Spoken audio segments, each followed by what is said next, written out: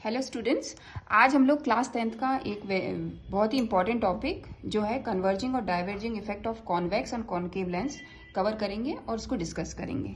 Actually इस lecture में हम कि why the convex lens converge and why the concave lens always diverge, इस इफेक्ट का रीजन जो है उसका एनालिसिस करेंगे। तो इस रीजन को डिस्कस करने से पहले आपके दो कॉन्सेप्ट बहुत क्लियर होने चाहिए। पहला कॉन्सेप्ट है आपका रिफ्रैक्शन का, जो ऑलरेडी हम इस चैप्टर में प्रीवियसली पढ़ चुके हैं, और दूसरा कॉन्सेप्ट है हमारा सर्कल और टेंजेंट का, जो ऑलरेडी हम लोग क्लास 10th की मैथ्स में हमारे सिलेबस में है। तो ये दो कॉन्सेप्ट अगर आपके क्लियर हैं तो ये आपको आसानी से क्लियर हो जाएगा। तो हम इसमें आगे बढ़ते हैं। तो सबसे पहले हम कॉन्वेक्स लेंस के इसमें इसको डिस्कस करेंगे। तो जैसा कि हम देख रहे हैं, ये हमारा कॉन्वेक्स लेंस है। तो हमें मालूम है कि कॉन्वेक्स लेंस जो है वो दो सर्कल से मिलके ही बनता है। इट मीन्स इसके जो एक सरफेस है ये पहला सर्कल है और ये वाला सरफेस दूसरा सर्कल होता है। तो जाहिर सी बात है, जब सर्कल है तो इसका कोई ना कोई सेंटर होगा। तो for this part of the circle this is the centre and for this part of the circle this is the centre. तो ये सेंटर को हमने क्यों ढूंढा है? क्योंकि जब हम सर्कल और टेंजेंट का कॉन्सेप्ट रिलेट करेंगे तभी हम नॉर्मल जो है वो ड्रॉ कर पाएंगे। ठीक है, तो हम इसमें आगे बढ़ते हैं। जैसा कि हमें मालूम है रिफ्रैक्शन के कॉन्सेप्ट में कि जब भी हम इंसिडेंट रे को विथ रिस्पेक्ट टू नॉर्मल जो है, अगर इंसिडेंट रे कोई भी सरफेस पर आ रही है तो अगर उसका मीडियम चेंज हो रहा है तो बिकॉज ऑफ द रिफ्रैक्शन, तो वो या तो नॉर्मल की तरफ डाइवर्ट हो जाएगी या नॉर्मल से अवे डाइवर्ट हो जाएगी। तो ये डिपेंड करता है कि वो कौन से मीडियम से ट्रेवल कर रही है। तो हम लोग जैसा यहाँ देख रहे हैं, हमारे पास तीन रिस्पेक्टिव चेंज ऑफ मीडियम हो रहे हैं। पहले तो हम एयर से ग्लास में मूव करेंगे और फिर ग्लास से हम एयर में।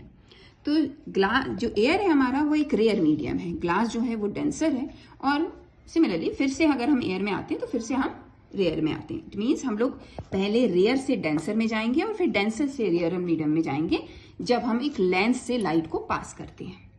तो हमारी लाइट, जैसे फॉर एग्जांपल अगर मैं यहाँ पे पैरेलल एक रे मैंने प्रिंसिपल एक्सिस के, ये तो हमें मालूम ही है कि लेंस में what is the principal axis होता है।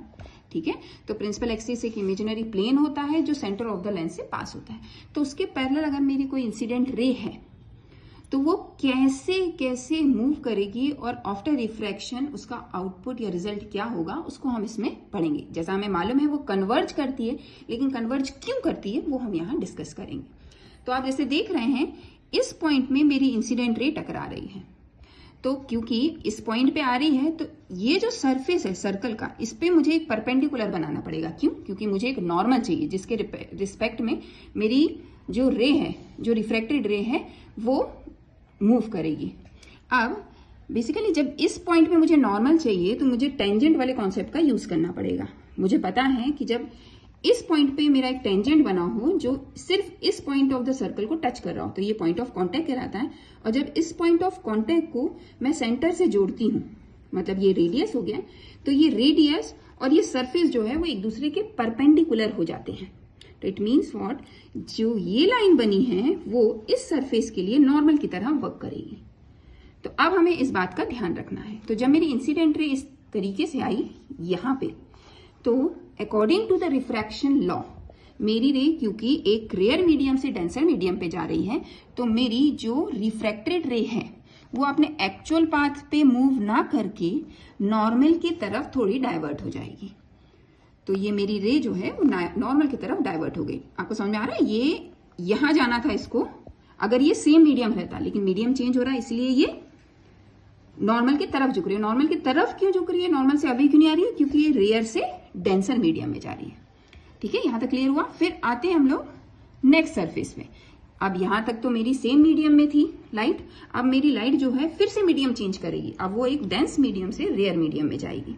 तो फिर से मुझे यहाँ एक नॉर्मल ड्रॉ करना पड़ेगा। तो मैं सेम टेंजेंट का कॉन्सेप्ट यूज करूंगी। इस सरफेस के लिए सेंटर से जोड़ूंगी, ये रेडियस हो जाएगा, और इस सरफेस के लिए ये परपेंडिकुलर हो जाएगा। इट मीन्स ये नॉर्मल हो जाएगा। अब इस नॉर्मल के रिस्पेक्ट में जब मेरी ये इंसिडेंट रे यहाँ आई तो इसका एक्चुअल पाथ ये होना चाहिए था अगर मीडियम चेंज नहीं होता, लेकिन मीडियम चेंज हो रहा है। और मीडियम कैसे चेंज हो रहा है? वो एक डेंस मीडियम से रेयर मीडियम में जा रहा है। तो ये जो रिफ्लेक्टेड रे निकलेगी वो नॉर्मल से दूर भागेगी। और अवे होगी, उसके तरफ ना जाके और अवे हो जाएगी। तो इट मीन्स व्हाट, जब वो अवे होगी तो वो इस पॉइंट पे ये नॉर्मल जो है हमारा इससे और दूर भागेगी, इसके पास ना जाके और दूर भागेगी, क्योंकि ये डेंसर से रेयर मीडियम में जा रही है। तो दूर जाके वो इस पॉइंट पे कन्वर्ज करेगी। तो इट मीन्स व्हाट, इससे हमें ये पूरा पता चलता है कि why the incident ray is converging in the convex lens. तो यहां से हम लोग इस चीज को पूरा कंप्लीट कर सकते हैं, हमारा पूरा रीजन क्लियर हो सकता है कि why the convex lens converge the light, एक जगह पॉइंट पे इकट्ठा क्यों करता है और कैसे करता है। तो ये रिफ्लेक्शन और टेंजेंट के कॉन्सेप्ट से हमने इसे क्लियर किया in the convex lens. Similarly अगर हम कॉन्केव लेंस में आते हैं तो कॉन्केव लेंस भी हमें मालूम है दो सर्कल से मिलके ही बनता है, लेकिन यहाँ पे थोड़ा सा इसका जो सेंटर है उसका कॉन्सेप्ट थोड़ा सा चेंज हो जाता है। अब यहाँ पे क्या होता है, जैसे ये सरफेस है कॉन्केव लेंस का, तो इसके लिए ये आपका सेंटर है और इस सरफेस के लिए ये आपका सेंटर है। तो अब हम जो नॉर्मल ड्रॉ करेंगे फॉर दिस सरफेस, इस पॉइंट पे अगर हमारी इंसिडेंट रे आ रही है तो मैं इस पॉइंट से जोड़ूंगी, क्योंकि ये सेंटर है इस सर्कल का, तो ये परपेंडिकुलर हो जाएगा इस सरफेस के लिए, मतलब ये हमारा अब नॉर्मल हो जाएगा। This is the normal for this surface. अब मेरी इंसिडेंट रे आ रही है, ये मेरा एंगल ऑफ इंसिडेंस है। अब यहाँ पे मेरा जैसी रे को यही पाथ फॉलो करना चाहिए था अगर वो सेम मीडियम में ट्रेवल करती, लेकिन यहाँ मीडियम चेंज हो रहा है, रेयर से वो डेंसर में आ रही है। जब रेयर से डेंसर में आती है तो हमें मालूम है according to the law of refraction, जो हमारी लाइट रे है वो नॉर्मल की तरफ और झुक जाती है, मुड़ जाती है। इट मीन्स उसको ये पाथ फॉलो करना था, लेकिन वो नॉर्मल की तरफ, ये जो नॉर्मल है इसकी तरफ और मूव हो गए। तो अब उसका ये पाथ हो गया। अब फिर से इस पॉइंट पे उसका मीडियम चेंज हो रहा है, अब वो डेंसर से रेयर की तरफ जा रही है, तो इस पॉइंट पे मुझे फिर नॉर्मल बनाना पड़ेगा। तो नॉर्मल जब मैंने इस सरफेस के लिए परपेंडिकुलर ड्रॉ करा using the tangent concept, tangent and radius of the circle concept, तो ये मेरा नॉर्मल बना। तो this normal is perpendicular to this surface. अब इसके रिस्पेक्ट में मेरी रे जो है रिफ्लेक्टेड रे वो मूव करेगी। तो जब मैं इस पॉइंट पे आई तो मेरा मीडियम डेंसर से रेयर, और डेंसर से जब हम रेयर मीडियम में जाते हैं तो हमारी जो रिफ्रैक्टेड रे है वो अवे फ्रॉम द नॉर्मल भागती है। मतलब एक्चुअल पाथ इस रे का ये होना था अगर मीडियम सेम होता, लेकिन मीडियम चेंज हो रहा है।